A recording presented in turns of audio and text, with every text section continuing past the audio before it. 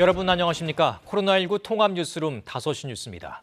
LH 투기 의혹에 대한 정치권의 움직임이 빨라지고 있습니다. 여야가 LH 특검 도입과 국정조사에 합의했고 국회의원 전원과 지자체장 등 선출직 공무원에 대한 전수조사도 진행될 것으로 보입니다.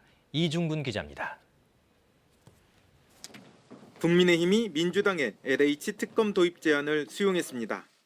주호영 원내대표는 오늘 국회에서 기자회견을 열고 LH 특검 법안이 3월 중 처리될 수 있도록 공동 발의하겠다고 밝혔습니다.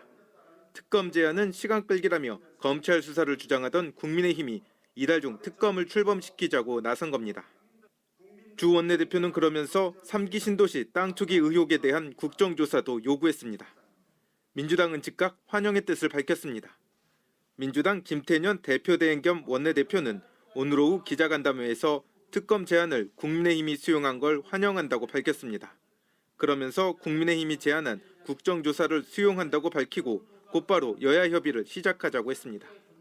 국회의원 300명에 대한 부동산 전수조사도 곧 실시될 것으로 보입니다.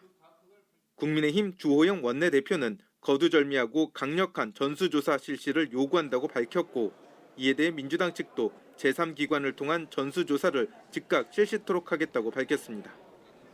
다만 전수조사에 대해 누가 조사할지, 조사 대상을 어디까지로 할지 등을 놓고 여야 간 미묘한 입장차를 보이고 있어 협상 과정이 주목됩니다.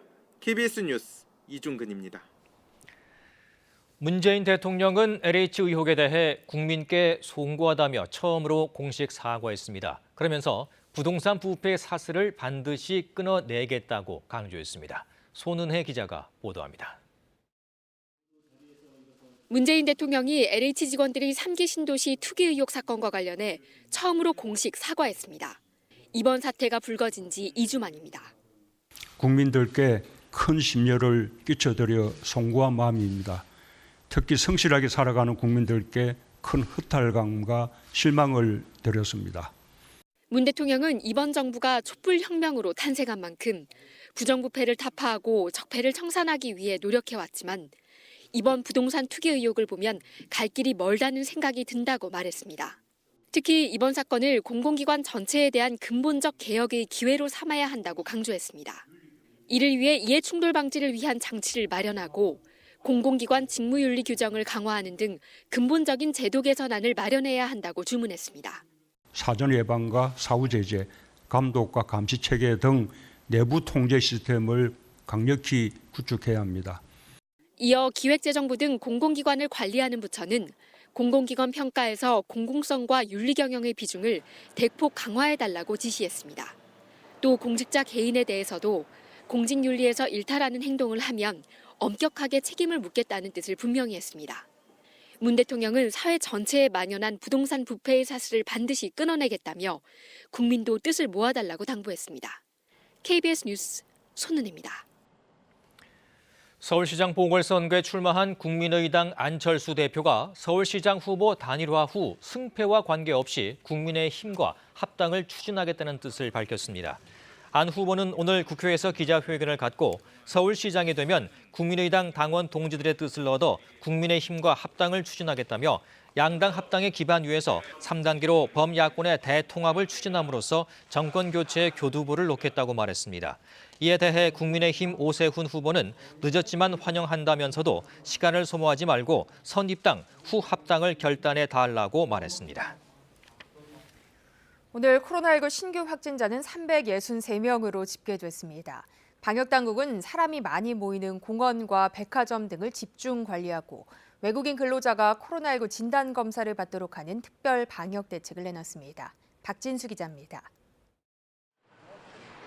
서울 75명, 경기 146명. 여전히 신규 확진자는 수도권에 집중됐습니다.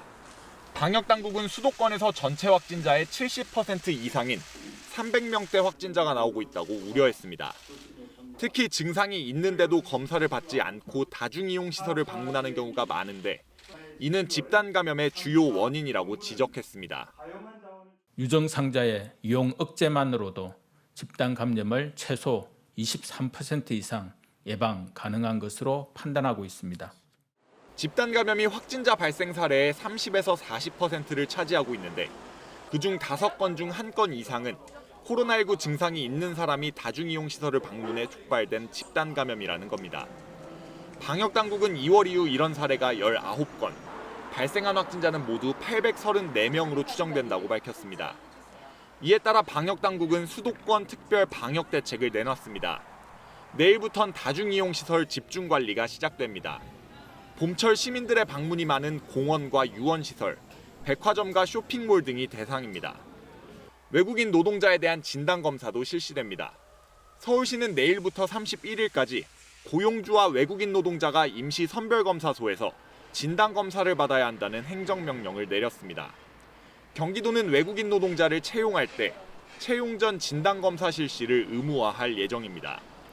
한편 방역당국은 유럽 일부 국가의 아스트라제네카 백신 접종 중단과 관련해 혈전과 접종과의 관련성이 아직 확인되지 않았다고 밝혔습니다. 현재는 이 백신의 국내 접종 중단을 검토하고 있지 않고 전문가 자문 등을 통해 안전성을 검토하겠다고 덧붙였습니다. KBS 뉴스 박진수입니다. 경기도의 신규 확진자는 148명으로 사업장과 어린이집 확진이 잇따르고 있습니다. 경기도는 진단검사를 받은 외국인만 채용하도록 사업주에 대한 행정명령을 준비 중이라고 밝혔습니다. 김민아 기자입니다. 평택의 어린이집 관련해 어제 하루 확진자 3명이 더 나왔습니다. 지난 12일 어린이집 원장이 먼저 확진된 뒤 원생과 교직원, 그 가족 등 확진자는 14명으로 늘었습니다. 수원의 태권도장 어린이집 관련해서는 5명이 추가돼 누적 확진자는 39명이 되는 등 어린이집 확진이 잇따르고 있습니다. 부천의 화장품 제조업체에서는 3명이 추가로 양성 판정을 받아 누적 확진은 11명으로 늘었습니다. 이 같은 집단 감염을 포함해 경기도에 오늘 0시 기준 신규 확진자는 148명으로 집계됐습니다. 집단 감염 사례로 분류하지 않은 소규모 감염은 77명으로 신규 확진자의 절반을 넘었습니다. 감염 경로가 불명확해 조사 중인 신규 확진자는 46명입니다. 한편 화성시 등 외국인 근로자 밀집 지역에 있는 임시선별검사소 운영 시간이 오후 9시까지로 3시간 연장됩니다. 이는 주말과 휴일 사이 진단검사를 받으려는 외국인 노동자들이 한꺼번에 검사소를 찾으면서 검사 한계량을 넘어 되돌아가거나 거리 두기가 지켜지지 않았다는 지적에 따른 것입니다. 이와 함께 경기도는 진단검사를 받은 외국인만 채용하도록 사업주에 대한 추가적인 행정명령을 준비 중이라고 밝혔습니다. 앞서 경기도는 22일까지 외국인 노동자와 고용사업주에게 진단검사를 받도록 하는 행정명령을 내린 상태입니다. 이재명 경기지사는 오늘 오전 열린 중대본 회의에서 현재의 신규 확진자 추이를 볼 때 4차 대유행에 대비해야 한다며 일부 사업장에 전자출입 명부를 의무화하는 방안도 추진할 방침이라고 말했습니다. KBS 뉴스 김민아입니다. 경남에서는 진주 목욕탕과 거제 유흥업소를 중심으로 한 지역 확산세가 이어지고 있습니다. 진주 목욕탕 관련 확진자는 일주일 만에 170명을 넘었습니다. 황재락 기자입니다. 경남에 오늘 코로나19 신규 확진자 29명입니다. 진주와 거제에서 시작된 집단 발병 확산세가 이어지고 있습니다. 대규모 확산 발원지인 진주 파로스헬스 사우나와 관련해 진주와 창원에서 9명이 추가됐습니다. 지난 10일 이후 일주일 만에 누적 확진자는 178명, 진주 지역 자가 격리자만 1,400명을 넘어섰습니다. 또 다른 집단 발병지인 거제 유흥업소와 관련해서도 8명이 추가로 확진됐습니다. 어린이와 80대 노인 등 유흥업소와 관련이 없는 2차, 3차 전파로 이어지고 있습니다. 누적 확진자도 35명으로 늘었습니다. 남해와 합천에선 기존 확진자와의 접촉으로 일가족 5명이 확진됐습니다. 경상남도는 목욕탕을 중심으로 한 집단 감염을 차단하기 위해 내일부터 목욕탕 방역을 강화합니다. 경남의 목욕탕 종사자 4,100여 명을 전수검사하고 전자출입명부 작성과 발열 증상 확인을 의무화합니다. 이번 목욕장업에 대한 강화된 방역 수칙 적용은 목욕탕 내에 존재할 수 있는 집단 감염의 위험 요인을 사전에 차단하기 위한 조치입니다. 또 이른바 달목욕으로 불리는 정기권 신규 발급을 금지하고 공용물품 소독을 강화하기로 했습니다. KBS 뉴스 황재락입니다. 북한 김여정 노동당 부부장이 한미 연합훈련을 비난하고 남북 군사합의서도 파기할 수 있다고 경고했습니다. 미국을 향해서도 경고의 메시지를 냈는데 미국 국무국방장관의 방한 일정도 계산해 둔 것으로 보입니다. 유동엽 기자의 보도입니다. 김여정 노동당 부부장은 오늘자 노동신문에 실린 담화문을 통해 지난 8일부터 진행 중인 한미연합훈련이 북측을 겨냥한 침략적인 전쟁 연습이라고 규정했습니다. 남측의 태도에 따라 3년 전 봄날로 돌아갈 수도 있었고 충분한 기회를 주었는데도 남측이 전쟁의 3월, 위기의 3월을 선택했다고 비난했습니다. 남측이 연례적, 방어적 훈련임을 강조하고 실기동 없는 컴퓨터 모의 훈련을 진행하고 있는 데 대해서도 자신들은 훈련 자체에 반대했지 훈련 규모나 형식에 대해 논한 적은 없다고 지적했습니다. 김여정 부부장은 이어 남측이 대화를 부정하는 적대 행위를 하고 있는 만큼 북한의 대남 대화 기구인 조국평화통일위원회를 정리할 수도 있다고 경고했습니다. 특히 남측의 태도와 행동을 주시할 것이라면서 더욱 도발적으로 나온다면 남북 군사 합의서를 파기할 수 있다고도 밝혔습니다. 김여정 부부장은 미국을 향해서도 짧은 경고 메시지를 냈습니다. 미국 바이든 행정부를 향해서는 4년간 발편히 잠을 자고 싶은 것이 소원이라면 시작부터 잠 설칠 일거리를 만들지 않는 것이 좋을 것이라고 말했습니다. 지난해 대선 이후 미 바이든 행정부를 처음 언급한 것으로 내일 예정된 블링컨, 오스틴 장관의 방한을 앞두고 나온 것입니다. 북한의 담화에 대해 국방부는 한미훈련은 연례적, 방어적 성격의 훈련이라고 재차 강조했고 통일부 당국자는 훈련이 한반도의 군사적 긴장을 조성하는 계기가 돼서는 안 된다고 밝혔습니다. KBS 뉴스 유동엽입니다. 한편 미국은 대북 접촉을 시도 중이지만 북한이 응답하지 않고 있다고 공식 확인했습니다. 미국 외교와 국방부 수장이 아시아 순방길에 나선 가운데 이 한미일 세 나라 간 동북아 관련 정책 조율 결과에 관심이 쏠리고 있습니다. 워싱턴 김기현 특파원입니다. 조 바이든 행정부가 북한과 접촉을 시도했다고 미 백악관이 공식 확인했습니다. 젠 사키 백악관 대변인은 정례 브리핑에서 바이든 정부 들어 북한과 대화하려는 노력을 했느냐는 질문에 다양한 경로를 활용했다며 이같이 답했습니다. So I can confirm that we have reached out. We obviously have a number of channels as we always have had that we can reach out through. 백악관 대변인은 특히 외교를 대북 정책에서 최우선 순위로 고려하고 있다며 목표는 긴장 완화에 있다고 강조했습니다. 다만 아직까지 북한으로부터 답을 듣지 못했다며 이는 1년 넘게 이어진 북미 간 대화 단절의 연장선상에 있다고 설명했습니다. 이런 가운데 토니 블링컨 미 국무장관과 로이드 오스틴 국방장관이 한국과 일본 방문 일정을 시작했습니다. 이들은 한일 양국 정상을 비롯한 주요 외교안보 요인들과 잇따라 회동을 가질 예정입니다. 두 장관은 앞서 미 워싱턴 포스트에 공동 명의로 실은 기고문을 통해 북한의 핵과 미사일 같은 위협에 대처하기 위한 공동 전략을 협의 중이라고 밝혔습니다. 이번 아시아 순방에선 대북 정책 협의는 물론 한미일 협력 논의에 더해 중국에 대한 입장 조율 등이 주요 의제로 다뤄질 전망입니다. 미국의 중국 견제가 심화되는 상황에서 한국 정부를 상대로 동맹 강화를 명분으로 한 거센 압박이 예상되는 대목입니다. 워싱턴에서 KBS 뉴스 김기현입니다. 내몽골 지역과 중국 북동부에서 발생한 황사가 전국을 뒤덮고 있습니다.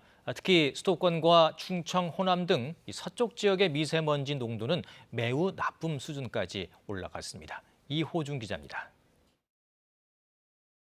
도심 500m 상공에서 본 서울 시내의 모습은 누렇습니다. 멀리 보이는 산도 능선만 겨우 보일 정도입니다. 중국 내몽골 고원과 북동부 지역에서 발생한 황사 때문입니다. 그제 중국에서 발생한 황사가 오늘 국내로 들어오면서 전국이 영향권에 들었습니다. 황사의 영향으로 입자가 큰 미세먼지 농도는 수도권과 충청, 호남 일부에서 매우 나쁨 수준까지 올라갔습니다. 강원과 영남 지역 일부에서도 미세먼지 농도가 나쁨 수준을 보이고 있습니다. 하지만 강한 바람과 함께 황사가 몰려오면서 초미세먼지 등 대기오염 물질은 옅어졌습니다. 지난 일주일과 비교하면 오늘 시야가 한결 깨끗하게 보이는 이유입니다. 초미세먼지 농도의 경우 오후 4시를 기준으로 대부분의 지역에서 좋음이나 보통 수준을 보이고 있습니다. 내일도 황사의 영향은 계속되겠습니다. 특히 수도권과 충청, 호남, 제주 등 서쪽 지역의 경우 황사의 대기 정체로 인해 미세먼지 농도가 높을 것으로 예상됩니다. 황사는 초미세먼지와 달리 호흡기나 피부에서 대부분 걸러집니다. 인체 깊숙이 침투는 못하지만 호흡기나 피부, 눈을 자극할 수 있어 평소보다 위생관리에 더 신경을 써야 합니다. KBS 뉴스 이호준입니다. 올 11월 18일에 시행되는 대학 수학 능력 시험부터 국어와 수학 영역이 공통 과목과 선택 과목 체계로 개편됩니다. 한국교육과정평가원은 오늘 이 같은 내용의 2022학년도 수능 시행 기본 계획을 발표했습니다. 이에 따라 수험생들은 국어와 수학의 경우 각각 공통 과목에 응시한 후 선택 과목들 가운데 한 가지를 택해 시험을 치르면 됩니다. 사회탐구 영역과 과학탐구 영역은 문이과 구분 없이 통합돼 17과목 중 2과목을 선택해 시험을 보면 됩니다. 미얀마에선 군부의 유혈 진압이 최악의 상황으로 치닫고 있는 가운데 민주진영 인사들이 내전 가능성을 언급했습니다. 민주진영에서 내전 가능성을 제기한 것은 처음입니다. 류호성 기자입니다. 군부 쿠데타를 비탄하는 시위가 시작된 이후 시위대를 향한 잔혹한 진압이 계속되는 상황. 미얀마의 민주진영이 군부를 향해 내전 가능성을 경고하고 나섰습니다. 민주진영 핵심 인사는 지금처럼 유혈 상황이 계속된다면 국민들이 스스로를 방어할 수밖에 없는 상황이 올 수 있다고 밝혔습니다. 그러면서 군부는 리비아의 독재자처럼 죽임을 당할 거라고 경고했습니다. 이미 연방의회 대표위원회가 소수민족 무장단체 대표들을 만나고 있다는 보도도 나오고 있습니다. 하지만 군부의 유혈 진압은 수위를 더욱 높이고 있습니다. 가장 많은 사망자가 발생한 양곤과 만달레이에서는 계엄령이 내려진 가운데 휴대전화와 인터넷도 차단됐습니다. 시민 등이 촬영해 올리는 시위 동영상 등이 국제사회에 전달되는 것을 차단하려는 의도입니다. 사망자는 계속 증가하고 있습니다. 어제 하루만 해도 최소 6명의 시위대가 숨지는 등 군부 쿠데타 발생 이후 지금까지 138명이 숨졌다고 유엔은 밝혔습니다.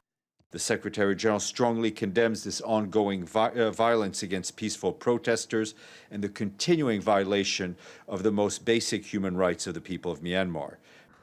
군부의 진압 명령을 거부한 경찰과 소방관 일부는 난민들과 함께 접경 국가인 인도로 넘어가고 있는 것으로 전해졌습니다. KBS 뉴스 류소입니다. 앞서 전해드린 것처럼 독일과 프랑스 등도 최근 안전성 논란이 일고 있는 아스트라제네카 백신 접종을 일시 중단하기로 결정했습니다. 하지만 아스트라제네카 측은 안전성에 문제가 없다고 강조했고 세계보건기구도 백신과 혈전 사이의 인과관계를 발견하지 못했다고 밝혔습니다. 베를린에서 김귀수 특파원입니다. 독일 연방정부가 아스트라제네카 백신의 접종을 일시 중단했습니다.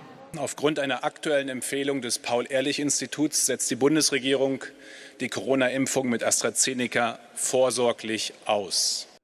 보건부 산하 파울 에르리히 연구소는 독일과 유럽에서 아스트라제네카 백신 접종 뒤 시차를 두고 뇌혈전 발생 사례가 잇따라 보고됐다며 접종 일시 중단을 권고했습니다. 현재까지 이 백신 접종 이후 뇌혈전 발생이 의심되는 사례는 모두 7건입니다. 슈판 보건장관은 아스트라제네카 백신에 대한 신뢰를 유지하기 위해선 독일과 EU의 전문가들이 더 자세히 조사할 필요가 있다고 밝혔습니다. 이와 관련해 독일 정부는 접종 나흘 이후에도 두통 등 부작용이 있다면 즉시 병원에 가야 한다고 당부했습니다. 프랑스와 이탈리아도 유럽의약품청 EMA가 이 백신 사용에 대한 의견을 발표할 때까지 접종을 잠정 중단한다고 밝혔습니다. C'est de suspendre par précaution la vaccination avec AstraZeneca en espérant la reprendre vite si l'avis de l'EMA le permet. 이에 대해 아스트라제네카 측은 공식 성명을 내고 자사 백신의 안전성을 강조했습니다. EU와 영국에서 접종을 받은 1,700만 명에 대한 안전성 자료를 검토했지만 혈전 위험성에 대한 증거는 나타나지 않았다는 겁니다. 세계보건기구는 백신과 혈전 사이에 인과관계를 발견하지 못했다며 아스트라제네카 백신을 계속 접종할 것을 당분간 권고할 것이라고 밝혔습니다. 베를린에서 KBS 뉴스 김규수입니다. 한국계 미국인 리 아이작 정 감독의 영화 미나리가 올해 아카데미상에서 최고 영예인 작품상 등 6개 부문 후보에 올랐습니다. 특히 여우조연상에는 한국 배우 최초로 윤여정 씨가 후보에 이름을 올렸습니다. 로스앤젤레스에서 이영현 특파원입니다. 아카데미상을 주관하는 미국 영화예술 아카데미는 미국에 이민 온 한인 가족의 고단한 정착기를 그린 영화 미나리를 6개 부문에 후보로 올렸습니다. 최고 영예인 작품상을 비롯해 감독상, 나무주연, 여우조연, 각본, 음악상 등입니다. Minari, Christina Oh, producer. Lee Isaac Chung, Minari. 특히 여우조연상 후보에 한국에서 온 할머니 순자를 연기한 윤여정 씨가 선정됐습니다. Getting warming about my movie is just it's not realistic to me actually. 지난해 봉준호 감독의 기생충이 6개 부문 후보에 올라 작품상 등 4개 부문을 석권했지만 한국 영화 102년 역사에서 한국 배우가 아카데미 연기상 후보에 이름을 올린 것은 처음입니다.